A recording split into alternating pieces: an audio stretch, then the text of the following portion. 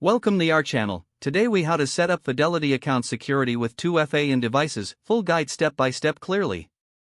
To set up two-factor authentication for your Fidelity account, begin by logging into your Fidelity account. Navigate to the account settings by clicking on your profile icon in the upper right corner. Select the security option from the drop-down menu. Look for the section labeled Two-Factor Authentication or 2FA.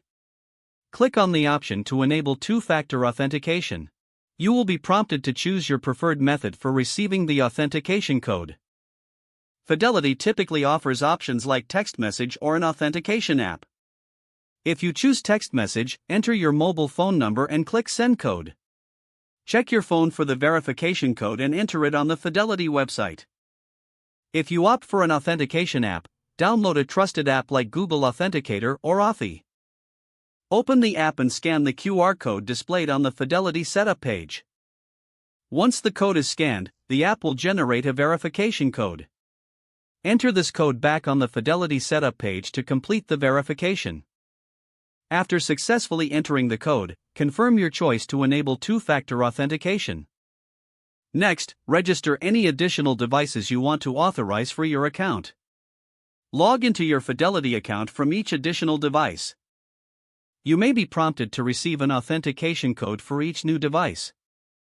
Follow the same process of verifying this device through the chosen 2FA method. Once verified, that device will be remembered for future logins. Review your security settings to ensure that your 2FA is properly enabled on all devices. Keep a record of any authentication app backup codes provided by Fidelity. This ensures you can access your account even if you lose your phone or can't access the authentication app. Finally, periodically review and update your security settings as needed. If the page does not load, refresh the browser or try again in a private or incognito window. Make sure you are using the correct email address, then retype it carefully to avoid small typos.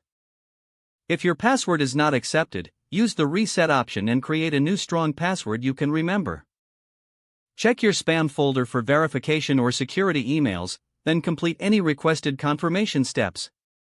Enable two-factor authentication if available to improve account security and reduce unauthorized access risk. After signing in, review your profile details so your contact information and settings are accurate and current. If you see an error message, note it down and try again after restarting your device and internet connection. Don't forget to like this video and subscribe to our channel for more step-by-step tech guides.